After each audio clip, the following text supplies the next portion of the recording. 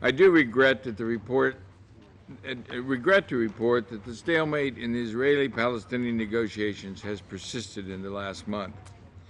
This is of particular concern given the institutional achievements of the Palestinian Authority and the evolving regional situation.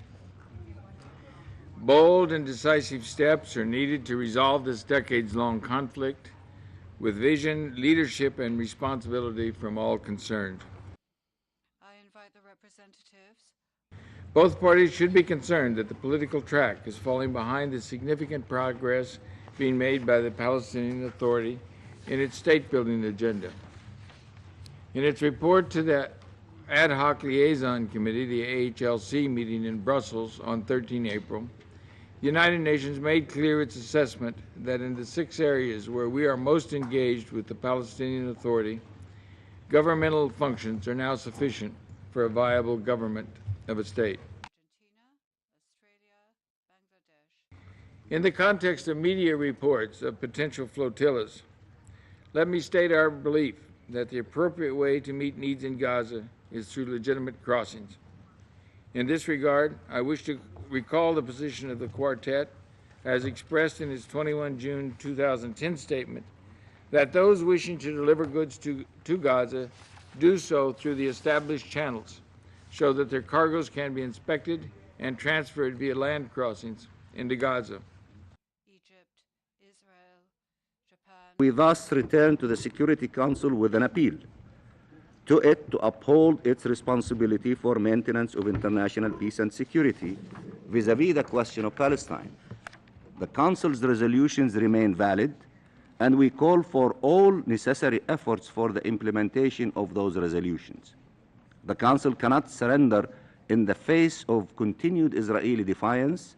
It must be unwavering in its calls for respect of the law and its own resolutions and act with conviction to compel Israel, the occupying power, to cease its obstruction of peace and stability in our region.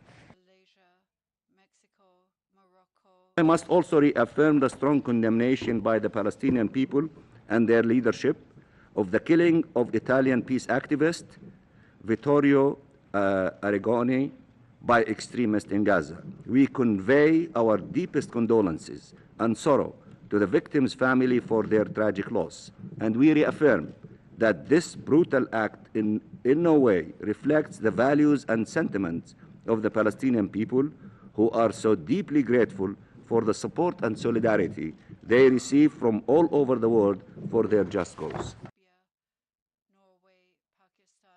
I'm continually astonished that some in the international community express the belief that the de facto terrorist organization now in control of Gaza can conduct an independent, credible, and impartial investigation into the crimes that it commits on a daily basis. It is naive at best to put such faith in this terrorist group, which time and again shows only disdain for the universal human values on which such an investigation would be based. Saudi Arabia, Unfortunately, the Security Council and the international community do not pay appropriate attention to the illegal smuggling of arms into Gaza, a critical aspect of Security Council Resolution 1860. Despite the frequent discussions held in the Security Council about the humanitarian situation in the Gaza Strip, there has never been a serious debate in this forum about the clear threat that arms smuggling into Gaza poses to the security of Israel and to the stability of our region.